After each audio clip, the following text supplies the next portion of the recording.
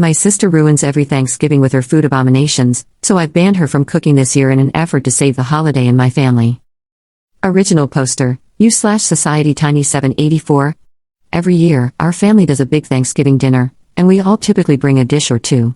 My sister, who's a lovely person in every other way, insists on cooking something homemade every time. The issue? She's not a great cook. And I don't mean just not great, I mean she has somehow managed to turn classic dishes into borderline inedible creations.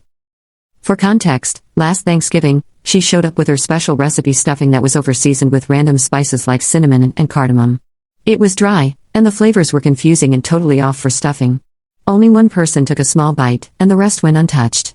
Another year, she brought a green bean casserole that had some kind of strange, chewy texture. She later admitted she used coconut milk and almond flour to experiment.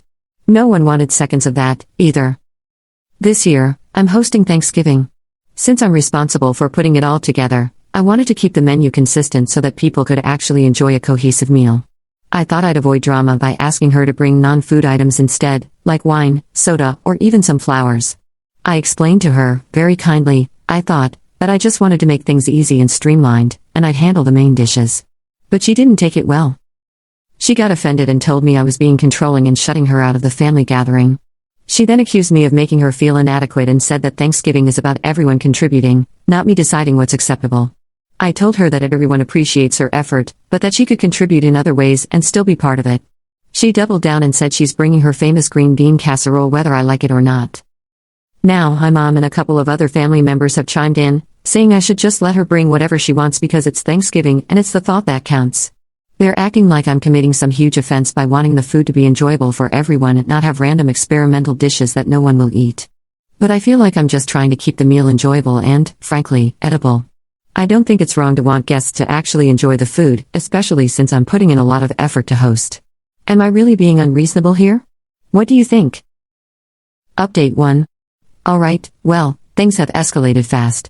Thanks to everyone who offered advice, I tried to compromise, but it's already turning into a whole thing, and Thanksgiving is still a few weeks away.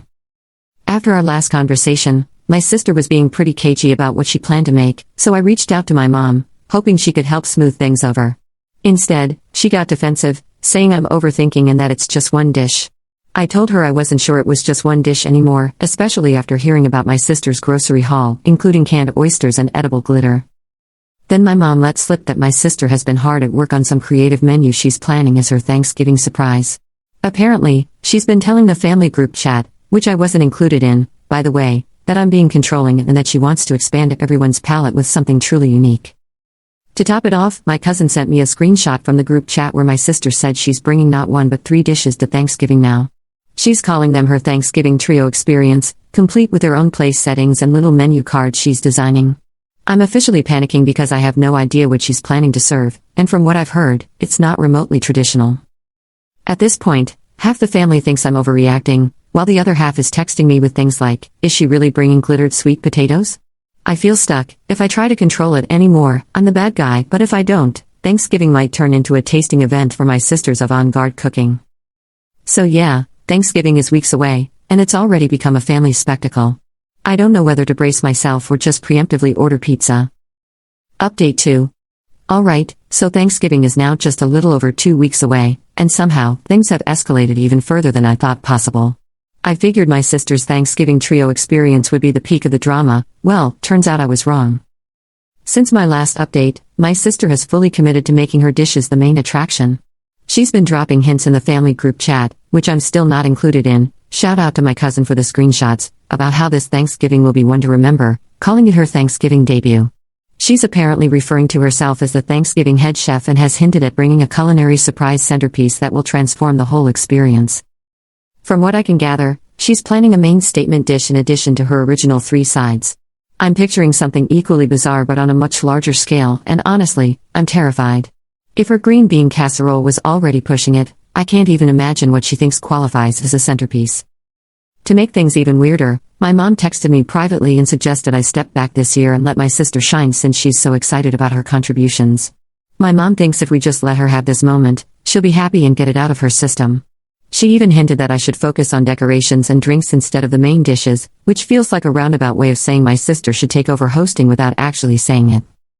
Now I'm left with a choice: Go along with my mom's plan and let my sister hijack Thanksgiving, or keep pushing back and risk a full-on family showdown. All I wanted was a nice Thanksgiving with dishes everyone would enjoy, but now it seems like I'm either handing over the whole meal to her or we're gearing up for some serious drama. Thanksgiving isn't even here yet, and it already feels like a circus. Part of me is tempted to sit back and watch the chaos unfold, but I'm still worried about subjecting the whole family to whatever artistic statement she has planned. Update 3. Here we are, the day before Thanksgiving, and things have continued to spiral. I decided to let my sister move forward with her trio experience since pushing back would only make things worse. I thought we had a plan: she'd bring her dishes, and I'd make sure there were plenty of other options to keep the peace. This morning, my mom let me know that my sister is now adding a surprise dish to her contributions. She's being very secretive about what it is, which has everyone on edge given her track record. My mom thinks it's sweet that my sister is putting in so much effort, but a few other family members aren't as optimistic. My cousin texted me privately to ask if I had backup food ready, and my dad casually mentioned bringing extra rolls, just in case. At this point, I'm sticking to the plan and letting her have her moment. I'll still have a few traditional dishes on hand so no one goes hungry. Tomorrow will probably be chaotic, but at least it should make for a memorable holiday. Wish me luck. I'll update after Thanksgiving if anything noteworthy happens. Update 4. Thanksgiving dinner is officially over, and I genuinely don't know where to start. I feel like I just lived through a fever dream of culinary chaos and family drama, and I need a moment to breathe before I can even process everything. My cousin and I are heading out for drinks to dissect all of it because, honestly, what just happened deserves its own Netflix special. So, my sister showed up earlier than expected, which I should have seen coming. She came in like a storm, carrying not just her 3 dishes but also this giant platter wrapped in foil, which she was clearly trying to make a big deal about. She immediately started rearranging the table, moving my dishes to the side so hers could take center stage. She even brought her own table runner and candles, saying something about setting the mood for a creative dining experience. I decided not to fight her on it because, at this point, I just wanted to get through the night without a blow-up. Her trio experience was, well, let's just say it was everything I feared and more. She started with a glittery sweet potato mash that somehow managed to taste like a mix of sugar and sand. The glitter wasn't even edible glitter, it was craft glitter, which I didn't realize until one of the kids said, "This is crunchy," and I looked closer. Then there was the cranberry and oyster relish. Yes, oysters and cranberries. It looked like someone had spilled jam into clam chowder, and the smell alone was enough to make me lose my appetite. Finally, she brought a pumpkin curry casserole that had raisins in it for some reason and this weird fishy smell that clung to the air for way too long. But the pièce de résistance was her surprise centerpiece dish, which turned out to be a turkey gelatin mold. Yes, she took ground turkey, mixed it with some kind of broth and seasonings, and turned it into a wobbly, translucent mold shaped like a turkey. She even garnished it with parsley and cherry tomatoes to make it festive. I wish I were kidding. The entire table went silent when she unveiled it, except for my cousin, who immediately started coughing to cover up what I'm pretty sure was a laugh. Things hit their peak when my mom, who has been defending her this entire time, took one bite of the gelatin mold and just froze. She didn't say anything, but you could see the regret on her face. My sister, noticing the lack of enthusiasm, decided to go on this long speech about how Thanksgiving food is too boring and how she's trying to challenge our palates. She even called my ham and mashed potatoes uninspired, which was rich coming from someone serving glitter sand potatoes. The breaking point came when my aunt, who's usually the peacekeeper, tried the gelatin mold and actually gagged. She tried to be polite about it, but my sister saw her reaction and completely lost it. She started yelling about how nobody in the family supports her and how we're all stuck in the past with our unoriginal food. She even accused me of sabotaging her dishes by not hyping them up enough to everyone. At this point, half the table was trying not to laugh, and the other half was just staring at their plates, probably wondering how we got here. My sister ended up storming out of the house, but not before saying something along the lines of, "You'll regret not appreciating my vision when I'm famous." She left most of her food behind, which my cousin and I quietly threw out after dinner. The rest of the night actually turned out pretty nice once the tension was gone. My dad's emergency ham was a lifesaver, and everyone agreed that next year, we're either going to a restaurant or just skipping Thanksgiving altogether.